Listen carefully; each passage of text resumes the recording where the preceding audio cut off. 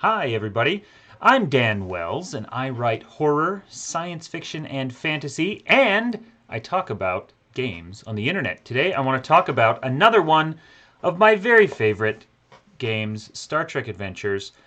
This time, we're going to look at the Command Division sourcebook, which is this one right here. I don't have the PDF for this, so we're going to be looking at actual pages of an actual book today, like some kind of cavemen. So, the Star Trek Adventures is as I say every time, it's a really great recreation of the feel, the tone and vibe that you want from Star Trek and the things that make it great. I've looked in the past at a couple of the setting books, the Alpha Quadrant and the Beta Quadrant. This one is much more of a rules book, sort of. It has a little bit of setting information. In fact, the whole first chapter is kind of a really detailed examination of what Command Division is. But most of it is kind of character options and game options, stats for bad guys, things like that. It's a really great book. There are 3 of these. Command Division, which are red uniforms in the Next Generation universe timeline. Command Division covers Command and Conn. There's also a book for Science Division, which includes science and medical officers, blue uniforms. And then there's another book for Operations Division, which includes engineering and I can't remember what the other one is. Is it just operations? Anyway, those are the 6 main disciplines of Star Trek Adventures, and they're very conveniently divided into the 3 uniform colors, red, blue, and gold, and they cover a variety of different things. Now, this book in particular looks at Command and Conn. So that is the captain, the kind of executive officers, the leaders, and the helm. And it is, in some ways, it is the division book that was most useful to me personally because of the Conn stuff. I find that it is often difficult as a game master to find ways to use Conn in a game outside of spaceship combat. What else are you going to use Conn for? There's actually a lot of really good options once you get into it, and this book helped a lot with that. But beyond that, this book has a lot of really great stuff in it. Chapter 5 is far and away the best one, in my opinion, but it's got a lot of good stuff in every chapter. Let's talk about what each one has. So, these books are... I've complained about the Star Trek Adventure organizational system a lot before.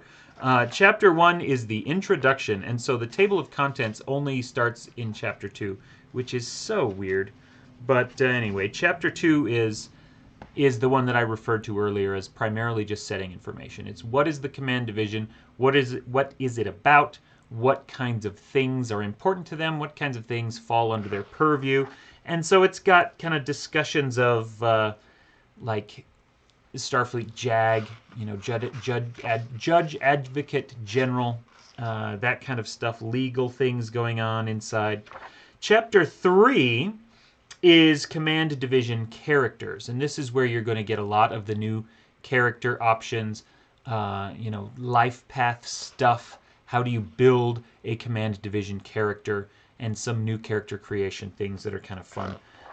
Chapter 4 is Federation Starships. This chapter is great. It has way more starships in it than I expected. The core book has a handful of starship designs that you can use, and it has a really great little kind of starship creation system that is similar to character creation in its ability to customize a starship. This includes a bunch of new chassis, so to speak. In fact, more in this book than I think are in the core book. It has a variety as well. They're not all command-focused. They used this as an opportunity to just pump out a bunch of new starship designs. Some of them are clearly medical ships, like the Oberth class. Some of them are more, you know, designed for different things. Anyway, lots of cool starships. Then we get to Chapter 5, which, like I said, is, in my opinion, the best chapter in this book, and that is how to use the command division. I really like what this chapter gets into, and we'll talk about that when I get there, because I'm going to go through each chapter. And then last of all, chapter 6, command division non-player characters. This is just NPC stats for a bunch of really interesting things, like everyone you could possibly want that is part of the command division. How do they get sorted out? How do they get different, how do you use them? What are their stats? This has far more than you would expect, similar to the Federation Starships chapter. Anyway, I'm going to skip most of chapter 2 here because honestly, it is all fluff. And I don't mean that derogatorily. Fluff is still vital, and it's one of the reasons that we love playing role-playing games, is being able to get into the world. That said, there's nothing really I need to cover in this review except to say this is a very complete book that has a lot of stuff. It's got a thing about judging. Like I said, it's got a whole little subsection about the Prime Directive and how to use it and all this kind of stuff. How Starfleet Academy treats these various kinds of characters. Hierarchy on a spaceship, the senior staff on a spaceship. Anyway, there's that. You can read it if that sounds interesting to you. Now let's get into Command Division characters, Chapter 3. I really loved this one more than anything because of how it talks about the Admiralty.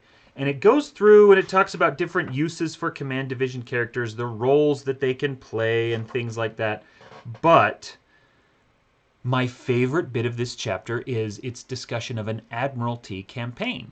We think of command as, there's the captain, and then maybe the XO is also command, and then the helmsman's command, and done, right?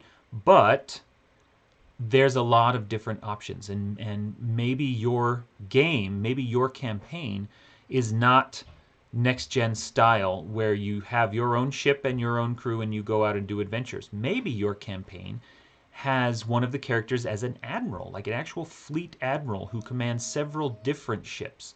And what would that look like? What kind of adventures would you do? How would, what roles would the other player characters in the group hold?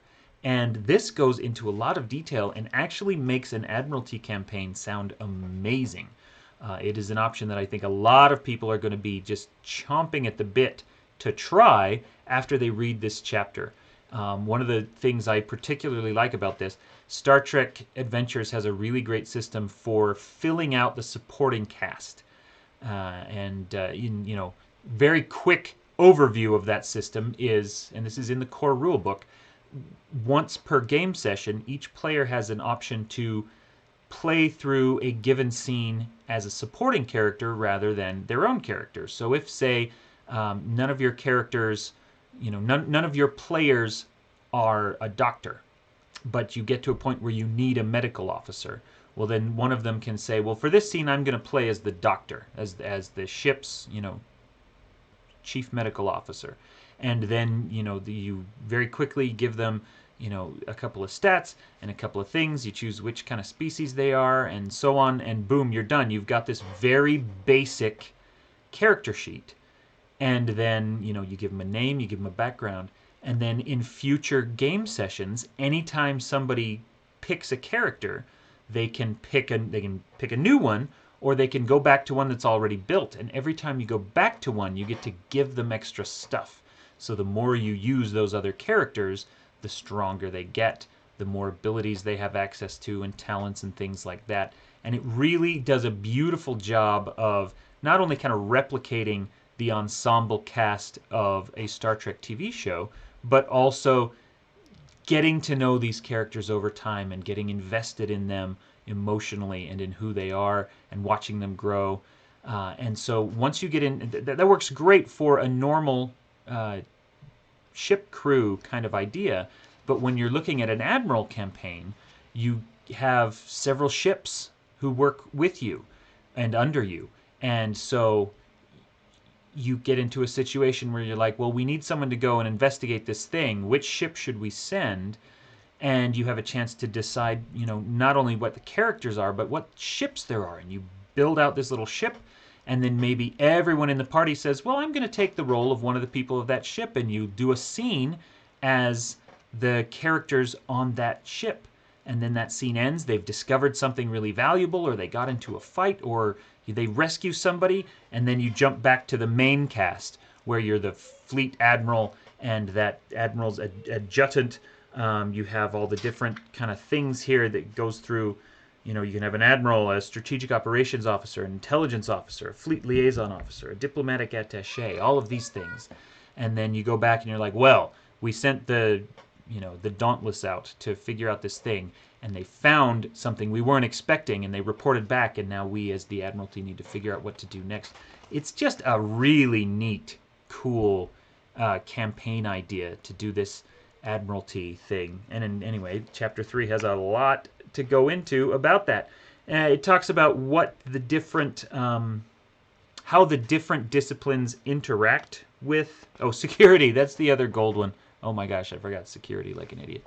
Engineering and security are the two yellow ones. It gives a bunch of new focuses for command characters. It gives a ton of new talents for command characters. And then the same thing with Helm. What is Helm? How does Helm interact with the other disciplines? What are a bunch of new focuses and a bunch of new talents for people who use Conn as their skill? Anyway, it's a really great chapter, and you're going to love it. Federation vessels. Let's look at Chapter 4 here. All the art, by the way, is just really gorgeous. There's this, that's the NX, I think. It does have the NX class in here, Daedalus class, Hermes class. There's the Oberth class, which is a medical ship. It has all kinds of neat things. Ambassador class, which was the Enterprise C. It's got Nebula class, which is one of my favorites, which was like the Galaxy class, but with the nacelles in a weird place, and then that science pod on the top of it. And then it also goes into Steam Runner and Norway, which are little things. Saber, which is like an escort gunship. And Sovereign class, which was the Enterprise E, which I think is an absolutely gorgeous ship design. Hooray for the Sovereign class. Anyway, there's a ton of those. And then it talks about captain's yachts. It gives like stats for every type of shuttle almost. Some really interesting things. It even has stats for attack fighters, which I don't know if I've ever seen those in a show, but apparently the Federation has attack fighters, and there's stats for them. All right, now we get into Chapter 5, which is Command Department Storylines. And, or at least the first part is 5.1. 5 is using the command division.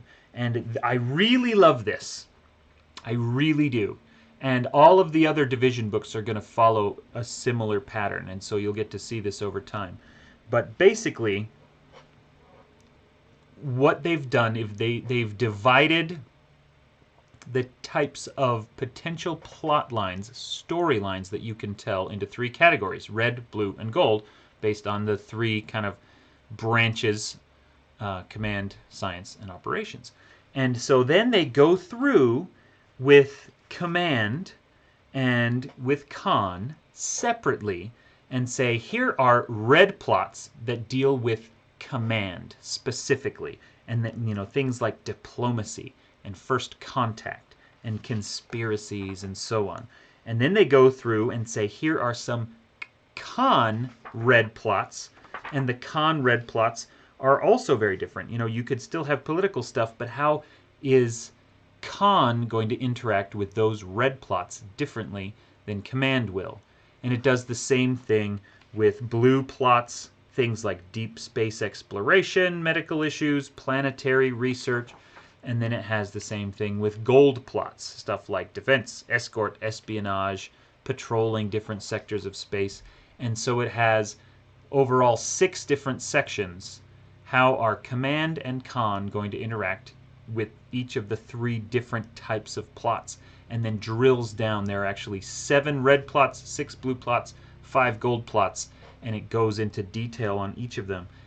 I really love this. It is an invaluable resource, and when you take eventually all 3 of these division source books together, then that's going to be 18 different plot sections, all just filled with ideas. How does the engineering division deal with these types of red plots like diplomacy or first contact? How are you going to get your engineering characters involved into that kind of a story? Which is so cool. How are you going to get your command characters involved in a science kind of story? Which is really cool. There's a lot of really great ideas in here, and I think it's an incredible resource for game masters who are trying to put together adventures and campaigns.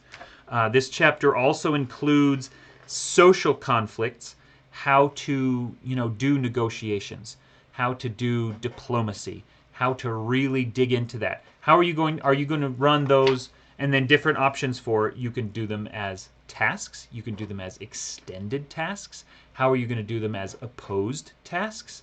And different advice on what to do and different examples of how to make those all work together, which I think is really, really neat. And there are other kinds of social tasks like interrogations, trade deals, legal proceedings. One of the very best next-gen episodes is Measure of a Man, where basically Data's personhood is put on trial. Is he a person or is he an object? Is it morally okay to destroy him for study, or do we have to keep him alive because he's a person? And that's like a second or third season next-gen episode. It's many people's favorite, and that is entirely just a law show, a legal proceeding in which Picard and Riker are essentially pitted against each other. Riker is arguing in favor of destroying Data, not because he doesn't like Data. He loves Data. It's this huge moral conflict for him. But he's an officer. That's the role he's been assigned for the court, and he has to follow through because that's how courts work. You can do that kind of story and tell a really incredible story in your Star Trek campaign, and there are tips and advice on how to do that kind of thing in a role-playing game in this Command Division book. There's another little section here on star bases, which I didn't find hugely compelling, and it's very short, and if you need it, it's there, and if you don't need it, it's not. The only part of this book that I thought was maybe less helpful was chapter 5.5, which talks about awards and commendations. The awards and commendations are all fantastic. Where they kind of fall apart is that they are presented as kind of character advancement options that players can use reputation to buy, which seems very backwards.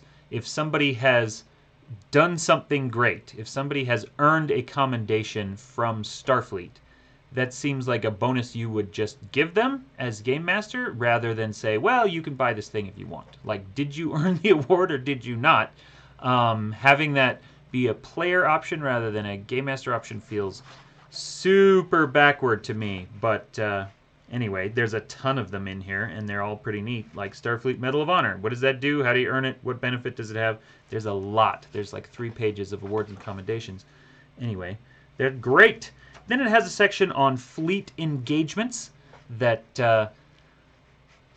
is neat. It's a way of abstracting large-scale combat. So if you want to do like a Battle of Wolf 389, or if you want to do like a huge, Dominion War thing defending DS9, those kind of tons of ships all fighting each other, there's a nice way of doing that. Kind of large-scale combat rules, but for Star Trek starships.